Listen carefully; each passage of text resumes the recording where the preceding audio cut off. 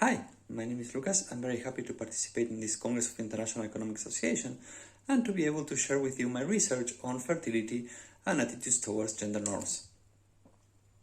So from the literature we know that women who hold these traditional gender norms are more likely to experience greater penalties, and we also know that even if they don't hold these penalties themselves but they live in societies that do, they are likely to experience greater penalties as well. A second strand of the literature that I like to refer to is that of the childbearing penalty. So we also know that women after giving birth are likely to experience greater penalties. Now I try to combine the two of them and try to see how giving birth affects the beliefs on traditional gender norms. So in particular, we are going to pose that these beliefs are not stable, and we're going to study how they evolve around the childbirth. Now, we are not the first ones to do this. There is a growing literature looking at this issue. But I say that our contribution is noticeable. First, unlike most of the literature, we focus on a number of countries, which allows us to perform some comparative analysis and to say something more on the possible channels. But also because we analyze men and women together, and I think this is another important contribution. So the way that we think about this is as a very long causal network. So when people are making plans, they misestimate what are the costs of giving birth, right? So once they actually give birth and they have to take care of the child, this introduces some unanticipated difficulties in work and life balances.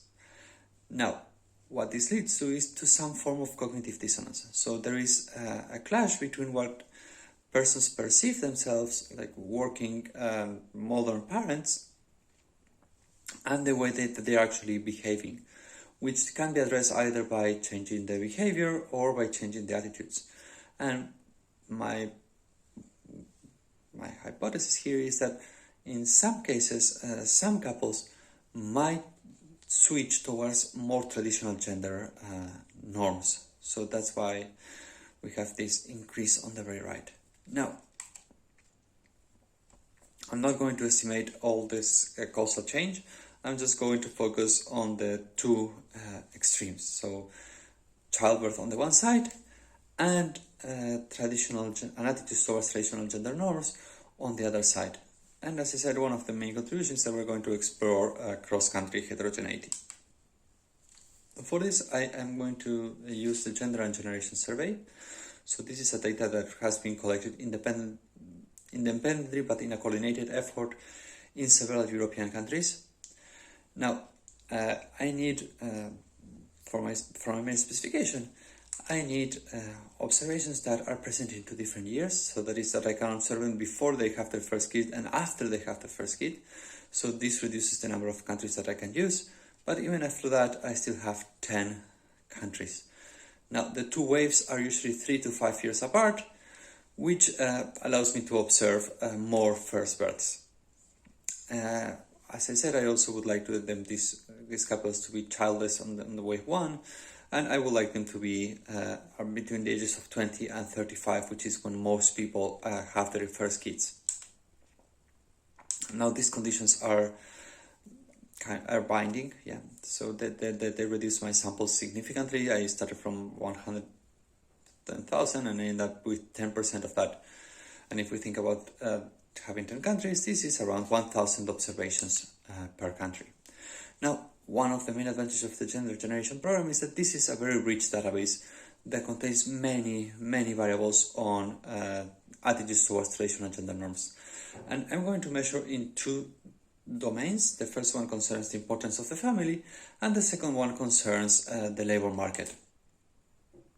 From the first domain, the importance of the family, I selected 3 variables: whether women and men require a child to be fulfilled, and then whether children of preschool age are more likely to suffer if their mother works. So these are 3 variables where, if you agree with, you are saying you are giving more importance to the family than to work. Then when it comes to the labor market, the most important variable here is the one concerning job scarcity. particularly when jobs are scarce, and men should have more right to them than women. Now, importantly, most of these variables have been used already by the literature, so I'm just following the lead there. I'm going to estimate linear probability models, and I'm going to have on my left-hand side the probability that you agree or that you strongly agree with a given statement, and on my right-hand side I'm going to have several controls. The most important here, of course, is parents, which is people who are not parent in wave 1, but would become parent by wave 2. The interaction with after results in this coefficient beta 3 that I would like to interpret as the causal effect of childbirth on attitudes. And of course, I expect beta 3 to be positive for women if they tend to be more likely to agree with these traditional gender norms. Now, let's dive right into the results. So what I have here is the different outcomes. I'm going to show the main coefficients. For the first outcome, women require a child to be fulfilled. You can see that there is an increase in the agreement of around 5 percentage points in the case of women. Right, so they tend to go for these more conservative norms.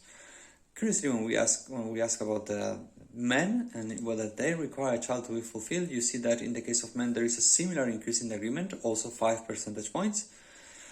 But perhaps more importantly, we also observe that in the case of women there seems to be an effect, so they tend to also agree more with this statement.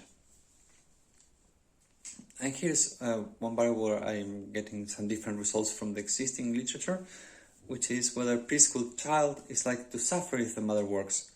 And what we see here is that men tend to agree more with this statement after becoming parents. And this is by as much as 7 percentage points. Now this is a little bit surprising because, of course, we have on the back of our head this mighty girl effect that is described by Borrell-Porta, and apparently does not seem to apply, it's not visible in our sample. Now, when it comes to the work environment, we said the most important variable is what happens when jobs are scarce, and what we observe is that women tend to agree more with this statement after they give birth. So, and the increase is again around 5 percentage points, which is very large. For the remaining variables, so if women are more, the relationship suffers, we don't seem to see much.